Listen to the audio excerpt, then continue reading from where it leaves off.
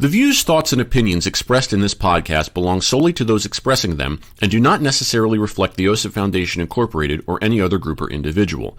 This podcast may contain dialogue or subject material that could be considered for mature audiences only. All aspects of How You Play the Game and the OSIP Foundation Incorporated are protected by copyright and other state and federal intellectual property laws. Unauthorized use without the express written consent of the OSIP Foundation Incorporated is strictly prohibited. If you're interested in sponsoring How You Play the Game, please email us at podcast@osipfoundation.org. Your sponsorship may be tax deductible.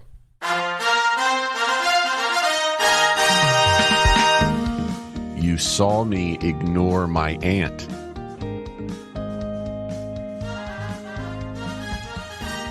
Just think about that one for a second. You saw me ignore my aunt. Yes, this is an inside joke. Now take that sentence and do the opposite.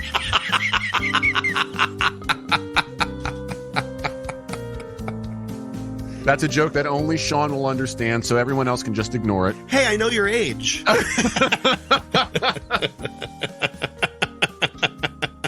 You're 21. I feel like this is a scene from a James Bond movie where Roger Moore has to meet the informant. Right, exactly. Yeah, the code words. Yeah. What was it? The snow is better at Innsbruck, but not at San Moritz. Right. Yeah. When he met Luigi. Luigi Mm-hmm. Ferrara. Yeah. Mm-hmm. Oh, man. Well, speaking of Luigi Ferrara and code words, Happy New Year and welcome to the first episode of 2024 of How You Play the Game, the official podcast of the OSIP Foundation Incorporated. We haven't canceled ourselves yet. I was just going to say, how have we lasted this long? That's what she said.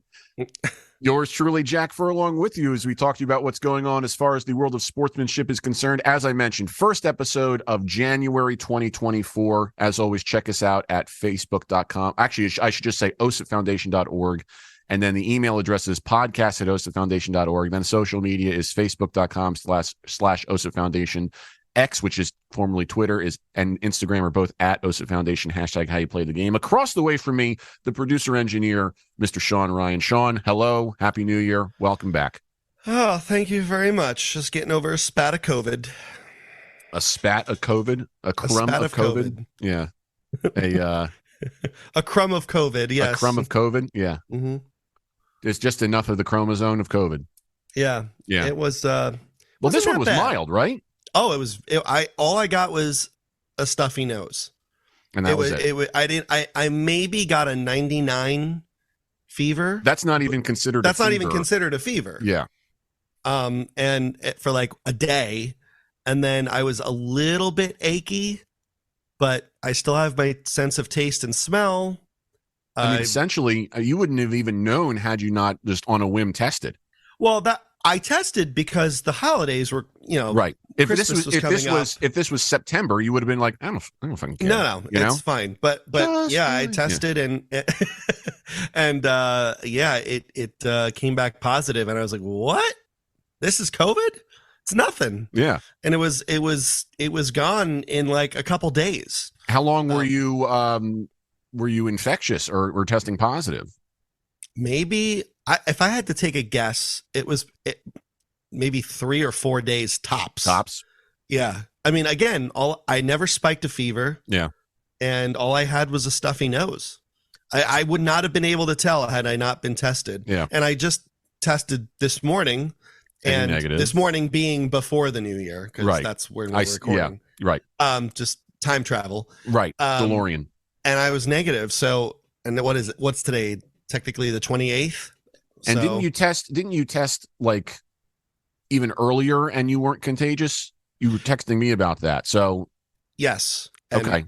So I'm just glad you're feeling better. And I mean, it's pretty, I like how it's mild now. A lot of people have been saying now it's even very mild. And, what's crazy is that not to delve into this topic too much, but sportsmanship in the media, if you Google COVID now, you're still going to get these articles that tell you that this thing is rampant and there's dominant strains and this, that, the other. And the fact of the matter is that as viruses mutate, they get weaker.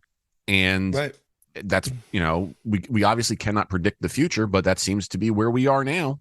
Yeah. So I mean, a lot of people are getting it, but yeah. it's just like it's just like anything else, like a mild flu or a cold. Yeah, and we have the vaccines and whatnot, and we have the technology. Exactly. I saw my mom had a stomach thing, and I was researching it, and I was like, they're actually pretty close to a vaccine for neurovirus too, which is a dominant stomach bug virus that hits adults. Interesting. So is that what she had? No, I think it was something she ate. But I could be wrong. I was never really like investigating. Once she mentioned it to me, I went into stay the hell away mode. Yeah. So it was, but she that was me 2 weeks ago. Yeah, but she was out for 2 days. One day was her down day. The next day she felt fine, but she took it just to make sure she was okay. She was back to work the day after that. So who knows at this point? Yeah. Just happy that people are, getting over stuff. You wish good health on everybody, especially this time of year. And I'm just not during the summer though. No, during the summer, screw everybody. You're on your own. You're on your own. But it's more about you're still on your own. It's more about the fact that there's this perpetual nature to continue to bring about fear with this stuff as cold and flu here and whatnot. And like, it's sensationalism. I mean, exactly. In order to make money, in order to control people, to have them buy products for feeling better, this, that, whatever the case may be. Mm-hmm. And that doesn't mean, that's not meant to exclude the fact that we need to be careful and we need to do what's best for us. Wash your hands. Don't touch your face. Stay home if you're sick. All that stuff is not negated. It's just try not to let yourself succumb to the anxiety of not living your life as a result of these types of things. Yeah, you know what I mean? And then, the other thing is, the less you talk about it, the easier it is. Yeah. It's like, just live. It's like, that's the Morgan Freeman racism theory. Yeah. In case anybody's not familiar with that. Stop talking about it. Morgan Freeman, if you didn't know, Morgan Freeman is black. Just thought I would mention that. What? I know, right? No. Yeah. So Morgan Freeman was asked once, how do we fix racism? And he said, stop talking about it. Yep. I mean, and the entire, woke community was like, that can't be right. And here's this wise black actor saying, if you want it to go away, stop talking about it and it'll go away. Yep. So stop with the empty gestures. Yep. Stop with the, changing the names of things. Yeah. The critical race theory. It's not going to help. No, none of this helps. Yeah. So anyway, that's we'll get off the soapbox and get onto a new soapbox with what we are actually going to discuss today. So I actually saw this while we were preparing for our concert a couple of weeks ago with the other nonprofit that Sean and I run.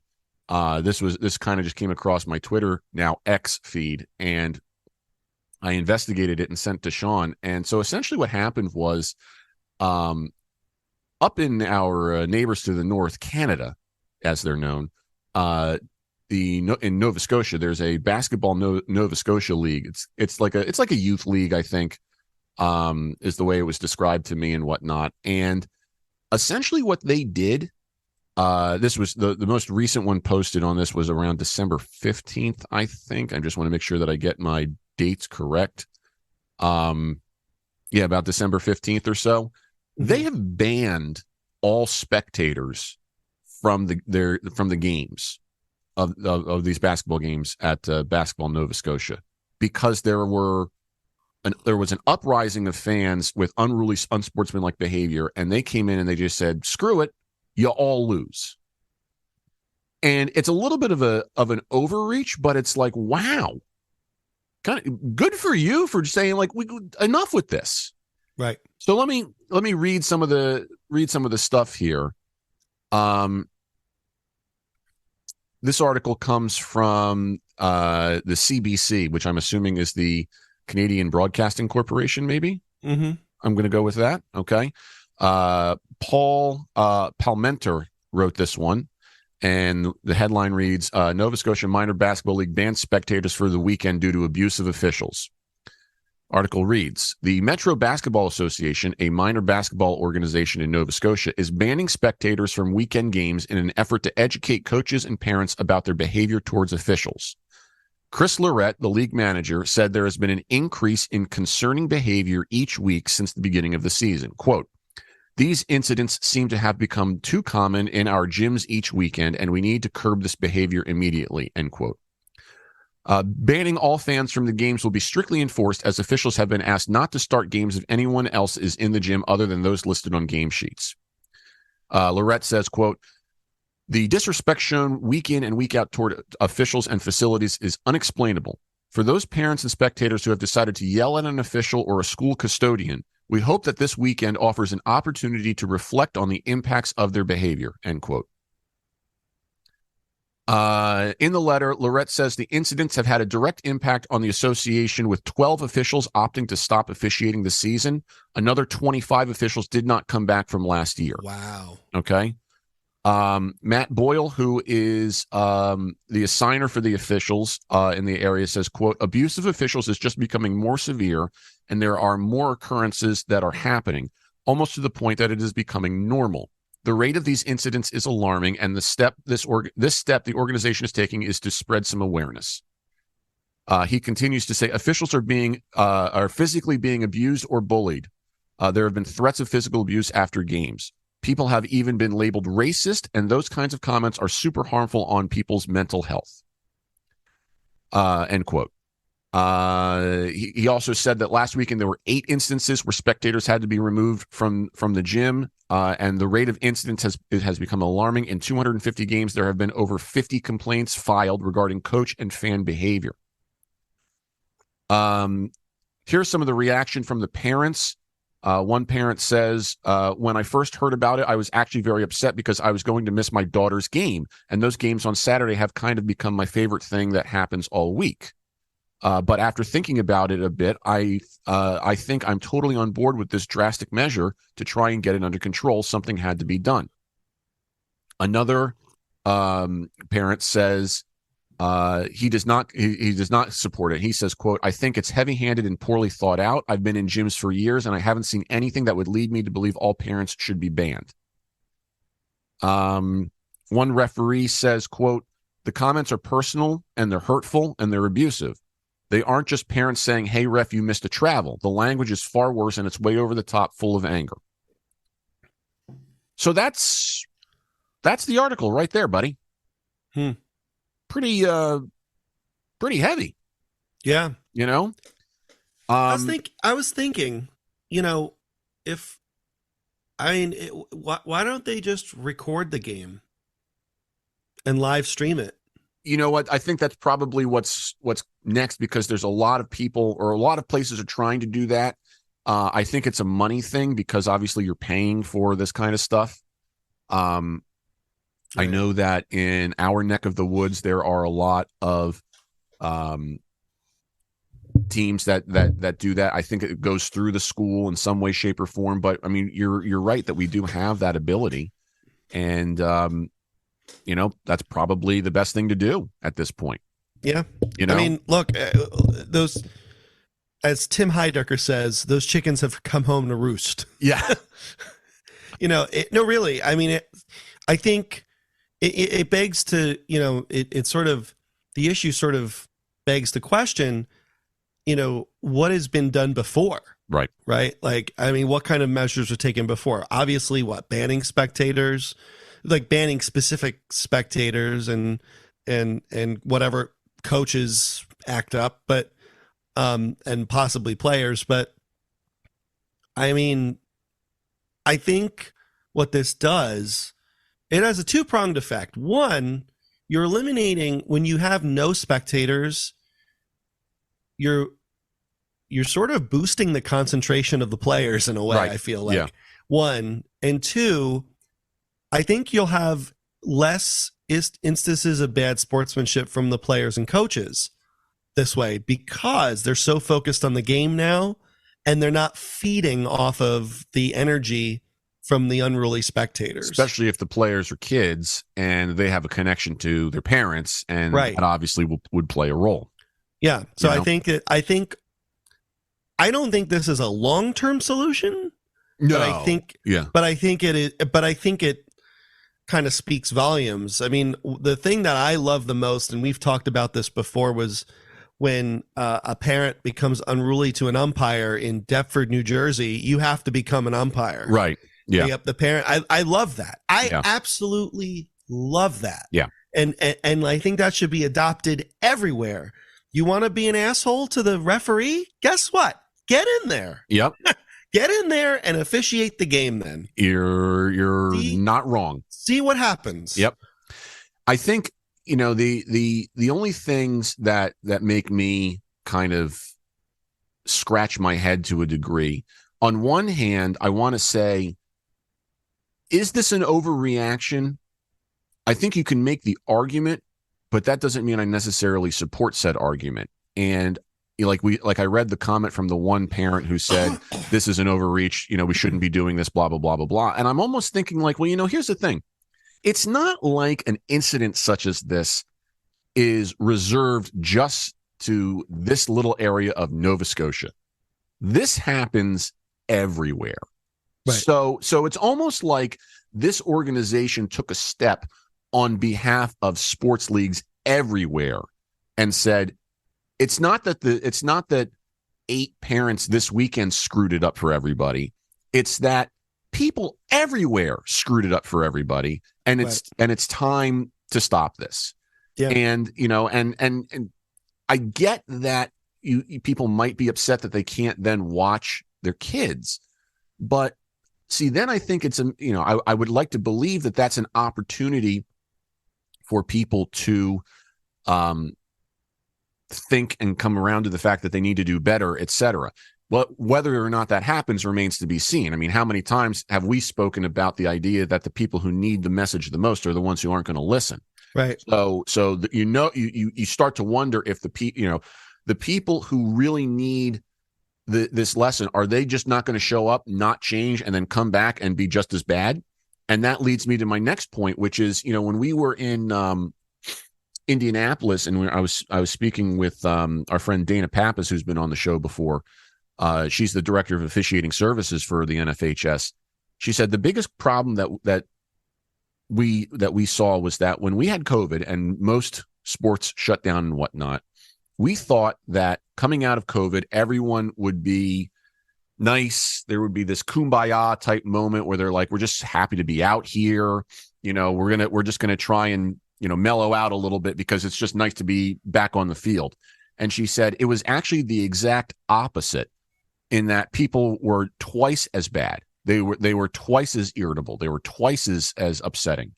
And they're just kind of like, what the hell happened? Is it because, what about, is it the fact that you're cooped up and you got all this rage, and the fact that you get out, you just can't be grateful for the fact that you got out. You got to go get your pound of flesh. And I think right. that's a thing about, the human psyche in a way, in that, we have this idea that someone's always responsible, and we deserve justice, and we deserve retribution, and there has to be something like, and that's not to say that that's not, it shouldn't always or always not be the case. I don't want to cast the wide net there, but there are times when it just doesn't make any sense to be that way, or at least to feel that and then act on it with acts of aggression.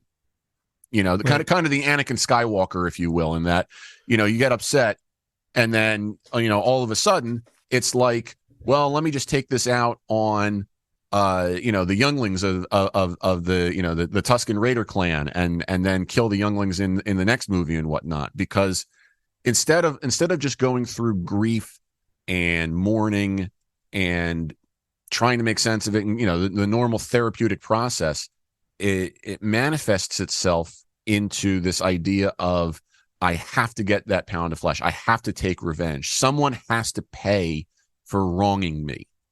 And again, that doesn't mean that people aren't supposed to be held accountable. You know, if you happen to be wronged in a way where, you know, there, you know, someone hurts you and you're allowed to collect money on you know, because of it, that's a different story. But some of these things, I just don't. I guess I just don't understand why we have adapted to become that hateful, if that makes sense. You know, I feel like I'm just kind of randomly spewing some crap right now, but how does that differ from your normal schedule? It doesn't. You know how it differs normally? This time I'm recording it. This time I'm recording it. Right. That's what it is. Yeah, you know, it's funny because it's supposed to be something like, well, you don't realize what you don't realize what you have until you don't have it. Right. That sort of thing. But you would think, as Dana put it when she was on the show, that it would be the other way around, where people would be like, oh wow, you know, let's come together, right, that sort of thing. But I think COVID has, what it's done to us mentally, is far worse than it could have ever done physically to us. I agree.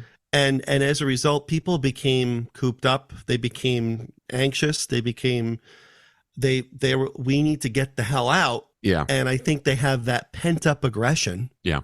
And they take it out on authority figures. I mean, look at, I mean, again, I don't want to get political. I don't want to bring, I know exactly where you're going, but I understand. Yeah. Look what's going on with social justice. Right. And everything. I mean, people want to blame authority figures. Yeah. People think that, oh, well, this happened, so now we have to transplant that into what's going on in sports. Yeah. There's a big difference, though.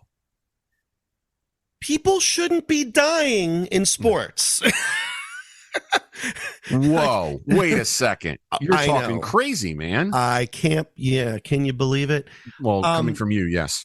But I'm saying, no, I mean, obviously of course it's bad when people die anywhere. Right. Okay. But if it's an issue like a crime where someone gets shot or whether it's a citizen, whether it's a police officer, whether it's an authority figure of any kind, obviously that's terrible. But when you are looking at something like a game, right, and we hear of these instances where referees and umpires are getting physically assaulted, right, physically assaulted, some being killed, yes, over a 10-year-old's game. Well, not only, and this obviously doesn't have the same. I mean, you kind of took it right from zero to WTF with murder, you know, and rightly so. Really, though, like it had to go there. No, you do. I mean, what I was going to say was not only that for the people who don't kill them. I mean, just said in this article that they were racist things starting to be hurled at them and whatnot. Like, do we really? I mean, have we really reached a point where, you know, if murder is the top and we back it off a little bit, you know, the things that we're going to say to these officials is like, you know, you missed a call, therefore you must hate black people. It's compounding. Yeah. It's only going to get worse. I mean, in terms of, I don't want it to get worse. Right. Okay. Obviously maybe I spoke out of turn.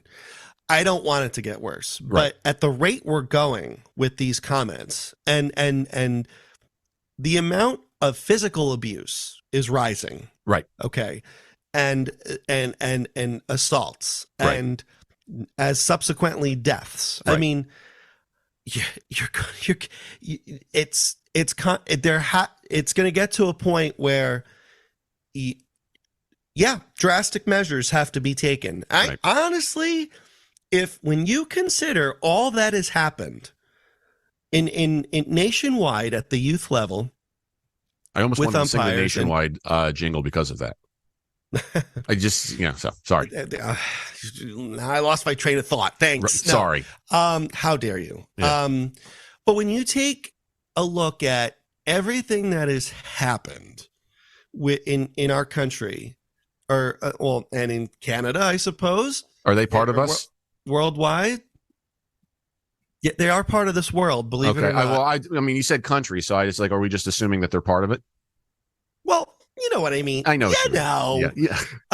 So, but when you take into account everything that has happened with officials being abused, verbally, physically, and in some cases being murdered. Yeah. Like, banning spectators for a weekend? That's almost not enough. Right. That's a drop in the bucket. Right. So when you kind of have to consider, context here. Like, right. This is the least they could do. I mean, right. The most they could do is arrest you and prosecute you. I mean, if it gets that far, or kill you back, essentially, if you want to go that far. If we want to just completely go down the retribution aisle, you know. But if you do something, but if it's there's always a situation in which one thing will lead to another. Right. Right. It starts with a couple of verbal jabs that seem harmless at first. Then the kids pick up on it. Mm-hmm. Then they start saying things. Then the adults get a little bit more nasty, get a little bit more personal. Then the kids do. Then the adults start to, if they get really heated, they get close, they get into the face of the official. And then there's some shoving. And then there's some back alley, meet you in the parking lot punching and assault. And it gets to a point where you keep, you're fanning the flames of racism here with the. Are you fanning the flames of racism? Flanning. Yeah. Ooh, now I'm in the mood for flan. You make one comment. Mm. Is it flan or is it flan? I think it's flan. Is it okay? Anyway, so but you're fanning the flames here, right? And it's getting to a point where it does lead to murder. I mean, not all the time, obviously, in a very small percentage, but that small percentage is getting bigger, if you can believe it. Like, and I think the events of of what's going on in our society, especially during COVID, helped increase that sentiment and that anger and that displaced frustration. So I think banning spectators for a weekend is small beans compared to what they could do. Yes. No, you're absolutely right. No, let me echo that by saying, like, even if you want to fall on the side of that one parent who's like, this is an overreach and whatnot, you pull the lens back just the teeniest bit and you're like, you're crying over this, right? You know, you think about all the crap going on in this world in general, and that's what's pissing you off. Mm-hmm. Okay, like off with which that's pissing you. Sure. Yes. No, you're right. It doesn't take an advanced degree to be able to change the perspective even the tiniest bit. Right. You know, and I empathize in that, you know, when things get taken away from you, you want to know why. You want to know the truth. You want to have the answers. You want all that. You don't want people to infringe upon your liberties. But the flip side to that is that examine the liberties in that context and see, you know, what you can handle. Or did you abuse that liberty? Right. Well, now that takes us into another frame because, you know, here's the thing. The people who are already screwing up, shall we say, who deserve this, that they're in a separate category almost, you know, because I almost feel like maybe you and I are talking about two different things here because I'm not even thinking about them. I'm like, you guys already screwed up. I was thinking more about the parents who didn't screw up, who have to bear the brunt of this.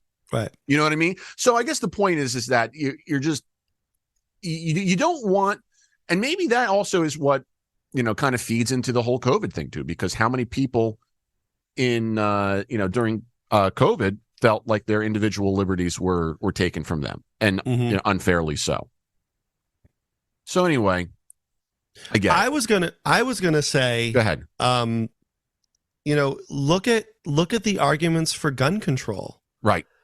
You have a very small percentage of people who, first of all, I mean, I don't want to get, I'm not going to get into the nitty gritty of this, but you have issues where people are abusing their right, to own a firearm, and I think you have the right to own a firearm, of course, right? And I believe in that, but you don't have the right to abuse it. You don't have, right, and there should be consequences for that. Yes.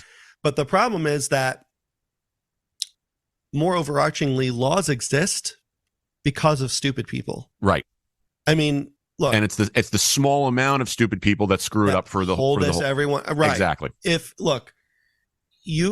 I can drive 105 miles an hour like a fucking pro. Okay, I can weave in and out of traffic, but because some jackass 80 years ago flew off the interstate because he didn't know what he was doing. If there were even interstates back then, no, there weren't. No, because that was a more during recent the Eisenhower thing. years. Exactly. So, Thank you, Ike. Before that, yeah, but I'm with Ike, by the way. What's that? I'm with Ike, by the way. Yeah, me too. Yeah, I have no idea why. I just know that he had pins. And decorated war hero. Well, pins also count towards the minimum number of flair that I have to wear. Oh, that's really all I'm saying. This isn't a political thing about Dwight Eisenhower. This is more about flair. So because one jackass screwed up and more jackasses screwed up, they created speed limits. Yeah. And obviously that was meant to keep us all safe. But those speed limits wouldn't have existed if those few people wouldn't have gotten into accidents. Right. So if everyone drove really fast but safely, there would be no law against that.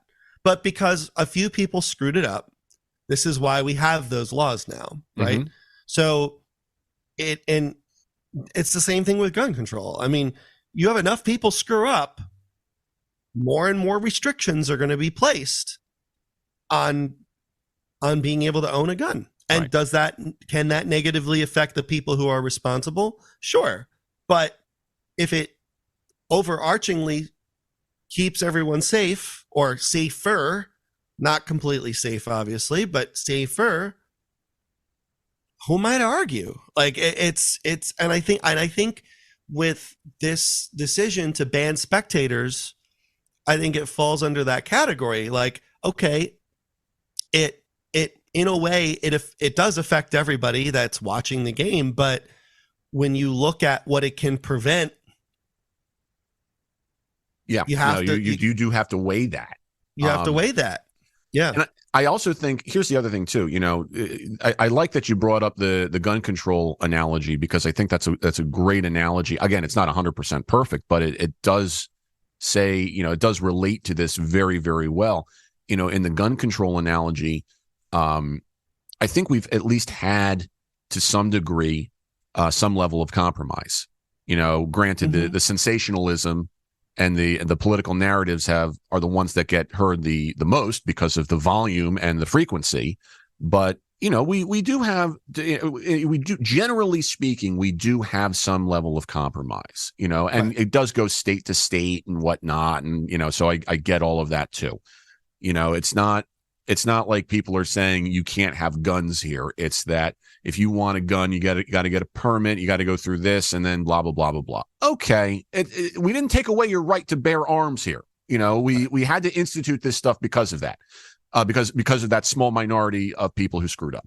Okay, and you still can have a gun. It's just that we've put these in place to make it safer. or what we believe to be safe. And I get that. I'm all for trying to see it from the other person's point of view in order to understand the nature of compromise. In the banning of spectators, first of all, we don't know exactly what this league has done in the past. Right. So we're kind of going on the assumption that, maybe they tried to remove certain spectators. Maybe this, and that's what I thought in the beginning. Like, I kind of thought so too. Would have been. We're very much kind of like assuming that every box has been proverbially checked. Shall we say? We've tried this, we've tried that, all that stuff. You had a great idea about streaming the games if it's going to be that big of a deal. Especially moving forward. Maybe in this case, they decided not to do it just because they wanted to send the message first and foremost. Right. But I feel like in this case, it's, you can have that option in the future, perhaps, if it's going to be that big of a deal. I think that because now you haven't taken away the ability for me to watch the game. It's just the ability for me to be there, which is kind of the kind of equivalent to, you haven't taken away my ability to get a gun. I just have to jump through more hoops to get it. Right. And then the other side of it too is, it's not like, and again, this requires pulling the lens back. It's not like by banning spectators, you have told them you have to go sit in your room and think about what you've done. Instead, it's, you just can't be here. You don't like it? Go to the bar. Go get hammered. Right. You can literally go do anything else. Yeah. It's, you just can't be here. It's not like COVID where it's like you literally have to stay at home. Right. It's and that's the thing is when I used to do that with myself when I was younger, before I had my driver's license, from the ages of like 14 through 16, before I had my normal license, you would get to certain points over the summer where you're just so damn bored and you're like, if I had my license, what could I do right now? And you start going through this mental Rolodex of, I could go see a movie, I could go get a slice of pizza, I could just go for a drive, I can do this, like that kind of a thing. And it's like during COVID that came back because you're like, I've lost my autonomy. And now in this case, okay, you get banned, you can literally go do anything else as long as you're not breaking the law. Right. It's we haven't told you to go sit in your room or go to jail or anything like that. It's, not yet anyway. Instead it's, listen, you can't be here, and nobody can be here now because this small number of people screwed it up for everybody. So sorry, you're gonna have to. I feel like to a certain degree, it'd be, unless it was something where it was like, okay, my kid's playing in this game and his grandparents are in town for this weekend and this weekend only, and I wanted to take them to the game and now I can't. Like that's a reason to get pissed off. Okay? That's a reason to get pissed. And then as a result of that, you would like to hope that there could be some common sense to allow for those grandparents to get in there. Or treat that as a lesson to maybe influence others. Could be too. To be better behaved, so that, hey guys, can we be more civilized so that they don't kick us all out again? Yeah. And maybe if they hear it from other spectators rather than, again, authority figures, it is through that osmosis. They're more likely to pay attention. Yeah, the osmosis factor is the way that this stuff spreads. We've championed that many times before, how this does not spread via authority figures telling people what to do. I mean, maybe that works when the offenders are small, are kids. The psychology of the malleable young mind can play a role there. But adults, no, it doesn't work. It is through the osmosis, the indirect seed planting and watering of said seed that makes it grow, not an authority figure telling you what to do. Like they said in Family Guy, nobody goes into an argument, hears the other person's side and goes, "You're right, I'll change now." It doesn't happen. No. So yeah, I find it interesting that that the Canadians did this. Yeah. Hopefully it'll catch on here. There was I'll read this message real quick. This message came out in response to all of this from Basketball Nova Scotia president Matt Hansberger, which sounds like a German adult film actor. But the statement reads, Basketball Nova Scotia promotes sportsmanship, fair play, and mutual respect as key values in how the game of basketball is played and administered in Nova Scotia. Recently, across the province, we have seen an alarming increase in inappropriate and abusive behavior within our basketball facilities and programs. This is both troubling and discouraging. As a result, the Metro Basketball Association has banned spectators from this upcoming weekend's league games. BNS stands firmly behind this decision. There is no room for harassment and abuse in the sport of basketball or any other sport. Abuse and maltreatment in any form is detrimental to the well-being and safety of all involved: athletes, coaches, officials, staff, and spectators. The sport of basketball builds strong individuals and communities. We have reached a critical juncture where the reason for playing this game has been lost. Due to ongoing and severe abuse, we are seeing a shockingly high number of officials quit the game or not return. We are seeing youth exposed to intimidating and abusive situations in a place where they should feel empowered. It is the responsibility of basketball communities across the province to work together to promote, support, and adopt a safe environment for all involved with the game. BNS, in collaboration with our partners at the Nova Scotia Basketball Associations and the NBA, will be working towards a more unified, zero-tolerance approach to eliminating these behaviors moving forward to ensure the integrity and future growth of the game in this province. We ask our entire basketball community to support a safe and respectful game. Works for me. Yeah, it seems pretty airtight. And they did spell everything Canadian-wise, so there were U's in there. Good. So, do you feel better now that you know that? Yeah, I do. Thank you. Appreciate that. That's the cure for COVID right there. Yeah. Canadian spelling. Yep. All right. Well, glad we got that out of the way. Yeah. I think we covered this well. I liked some of the analogies that were used to go over this. I think that's an important way to examine this. And it's through these examinations that we're going to continue to build better communities and grow as people and mature and adapt and evolve. So, it's very important that people think about this stuff and maturely consider it, talk about it, etc. So, right. Just a happy thing, a great way to kick off the year, I guess. Yeah. Speaking of the year, to kind of wrap this thing up and preview what's next, we do have a special guest returning to the show for our next episode. So you'll want to stay tuned for that as he makes his annual appearance. So don't miss that one. Not like it's hard to miss. Once it downloads and drops, it's like you can listen to it anytime. But I'm just saying, So be on the lookout for that. That'll be coming up in just a few short weeks. So Sean, thank you as always. Of course. Glad you can be back and glad you're feeling better. As always, everybody check us out at osipfoundation.org.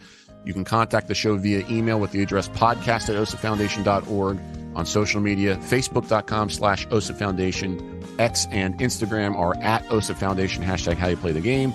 Until we talk to everybody real soon, treat each other with respect.